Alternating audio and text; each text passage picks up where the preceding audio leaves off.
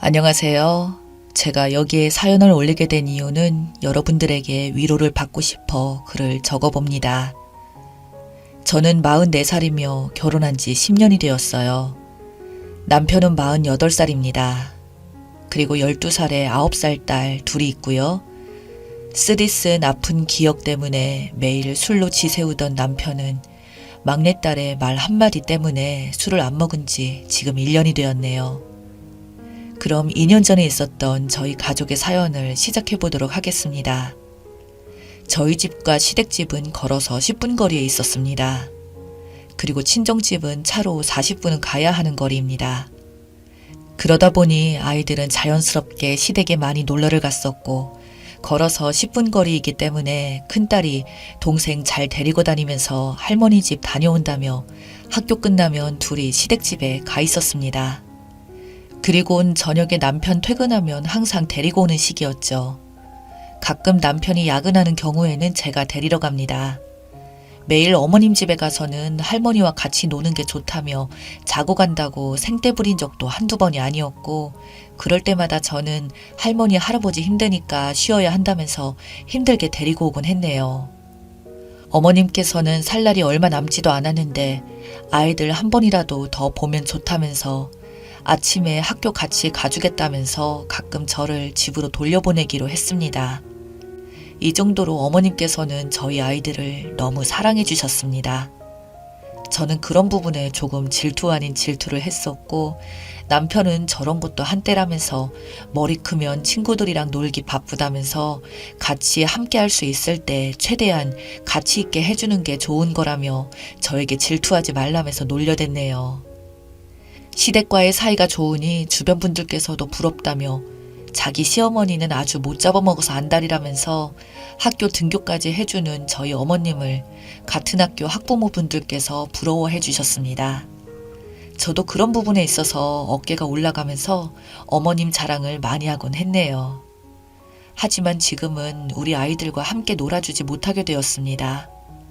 비가 주룩주룩 내리고 번개가 치던 날 할머니가 해주신 김치 부침개가 먹고 싶다면서 아침부터 쌩 난리를 친 아이들 때문에 비가 많이 오고 있으니 내일 가라고 저는 타일 넣고 심통이 나서는 바로 큰딸이 어머님께 전화를 하더니 보고 싶다고 난리를 치길래 어머님께서 저희 집에 비바람을 다 맞으시면서 오셨습니다. 온몸이 다 젖은 상태에서 웃으면서 아이들을 안아줬고 들고 오신 물건은 김치 부침개를 하려고 만든 재료가 있었습니다. 그거 그냥 재료 섞어서 부치기만 하면 되니까 아이들 간식으로 줘라. 그거 먹고 싶다고 난리도 아니던데 내가 안 올 수 있겠니? 우리 이쁜 아가들 보려면 이 정도쯤이야 한 것도 아니다. 어머님, 그래도 비 많이 오는데 비 그치고 오시지. 그리고 이런 건 저도 만들 수 있는데 힘들게 만들어 오셨어요. 너는 집안일 하느라 바쁘잖니. 나는 집에서 하는 것도 없는데 이런 거 하면서 운동이다 생각하는 거란다.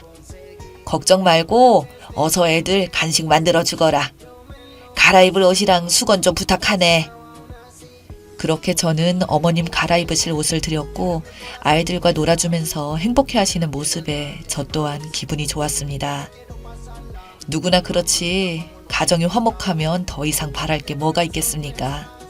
평생 이렇게 행복하게 살고 싶었습니다. 저녁이 되고 비가 그치자 아버님 식사 차려 드려야 한다며 일어난 어머님을 보고 우리 아이들은 같이 가겠다면서 양쪽으로 손을 꼭 잡았고 저는 오늘은 안 된다고 하면서 약간 언성을 높이면서 말했습니다. 그날따라 좀 피곤해 보이시는 어머님께서는 엄마 말 따르라면서 아이들을 잘 타이르셨고 그렇게 남편 퇴근 전에 들어가셨습니다. 최근 들어 많이 피곤해 보이시고 안색이 안 좋아 보이시는 어머님이 걱정되어 전화통화로 잘 들어가셨는지 확인하면서 어디 안 좋은 데 있으시냐고 물어봤지만 최근에 잠을 잘 못 자는 것 빼고는 괜찮다면서 걱정 말라는 말과 함께 끊었습니다. 그리고 다음날 아침에 남편 아침밥 차려주고 아이들 학교 보내고 밀린 집안일 끝내고 장을 보려고 집을 나섰습니다.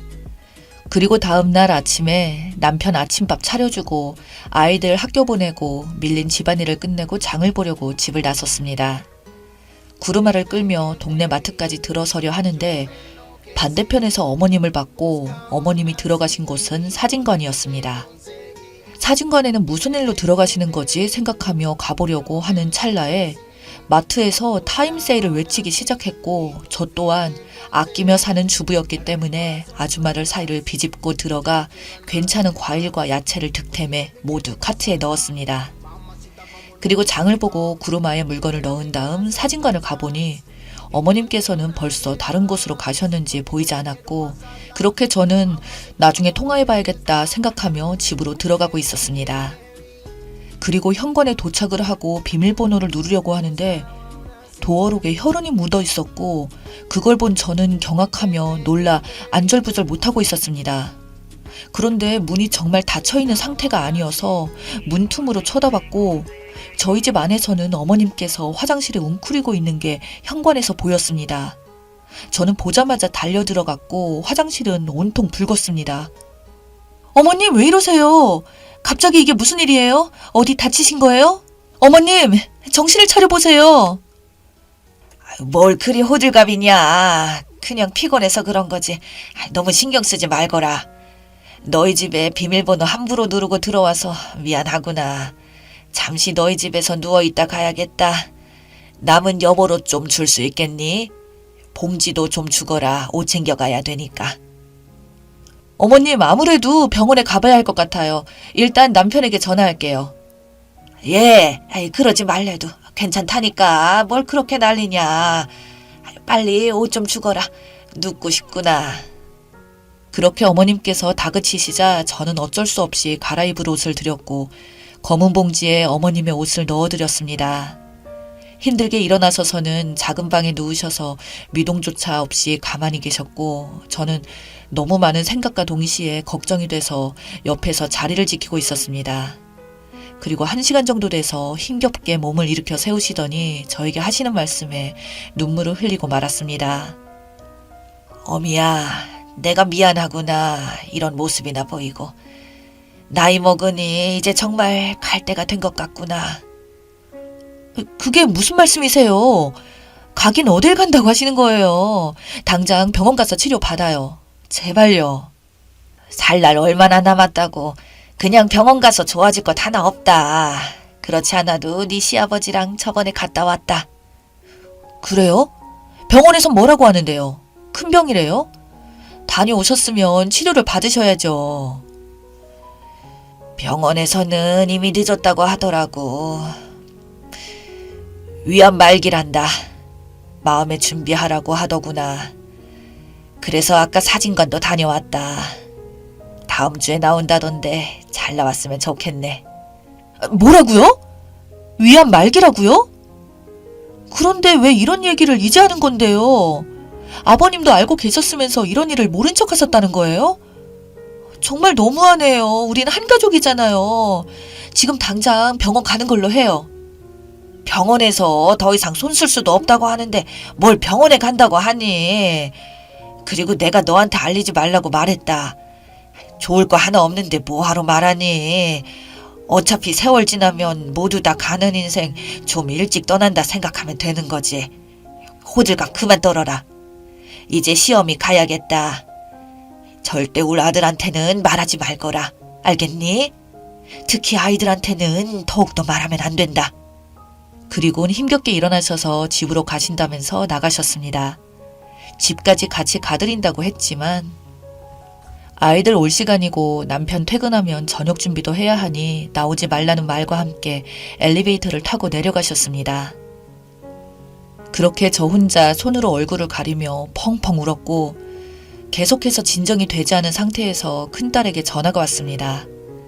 큰딸은 학교에서 나오면서 할머니 만났다면서 할머니 집에 들어가서 놀겠다며 저에게 허락을 받으려 하길래 할머니 몸이 많이 안 좋으니 오늘 말고 다음에 가라고 말했지만 제 말은 귓등으로 듣고 끊어버렸습니다.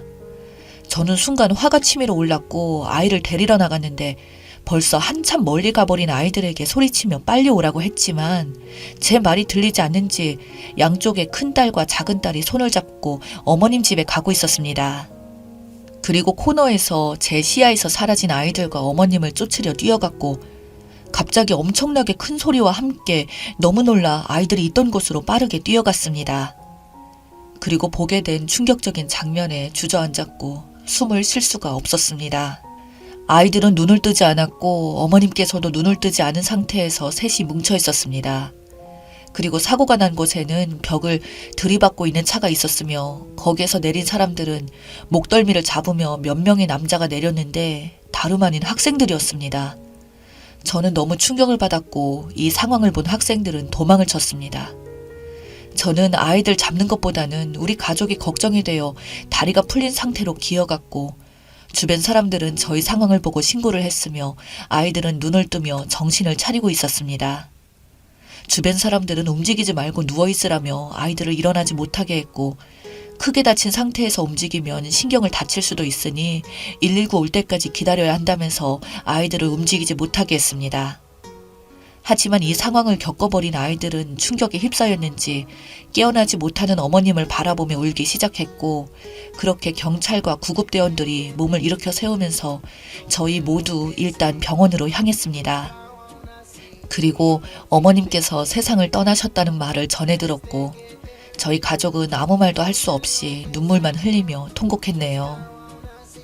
경찰분들께 운전하던 아이들을 체포했다는 말을 들었고 사고 난 소식을 들은 남편과 아버님께서는 한 걸음에 달려와 어머님 상태를 확인한 후 남편은 오열하며 주저앉아 버렸습니다. 그리고 아버님께서는 하늘을 쳐다보면서 눈물을 삼키셨고 경찰분께서 저에게 다가와서 사고 난 차가 있던 녹화가 된 블랙박스의 사고 영상을 보여줬습니다. 어머님께서는 달려오는 차를 보고 온 아이들을 끌어안으셨고 그렇게 뒤에서 들이받은 차로 인해 튕겨져 나가면서까지 손을 놓지 않고 아이들을 붙잡고 있던 블랙박스 영상에 정신을 차릴 수 없을 정도로 땅을 치며 눈물을 흘렸습니다. 사고를 낸 아이들은 학생이라는 명분 때문에 제대로 된 처벌을 받을 수 없었고 그저 부모님들만 오셔서는 죄송하다는 말뿐이었습니다. 그렇게 갑작스럽게 세상을 떠나버리신 어머님 때문에 남편은 매일같이 술을 마시며 영정사진을 끌어안은 채 거의 인생을 포기한 사람처럼 지내게 되었습니다. 아버님께서도 매일같이 술을 마셨고 이런 모습을 보며 아이들 또한 정신적으로도 많이 힘들어 보였습니다. 그런데 당시 8살이었던 막내딸이 남편에게 할머니가 하늘에서 이런 모습 보면 좋아하지 않으실 거라고 우리 이렇게 그냥 놔두면 할머니 슬퍼할 거라는 말을 하면서 남편은 딸의 한마디 말에 아빠가 미안하다면서 아이들을 끌어안으며 그때 이후로 술을 입에 대지 않게 되었네요. 지금은 어느 정도 정신적으로 모두 회복이 된 상태이지만 막내딸이 가끔 맛있는 거 먹을 때나 바람 쐬러 나가면 할머니가 있었으면 정말 좋았겠다면서 내뱉은 말에 눈시울이 붉어졌네요. 그만큼 저희를 많이 사랑해 주셨던 어머님, 하늘에서 잘 지내고 계시죠? 그동안 제가 잘 못해드려서 정말 죄송해요.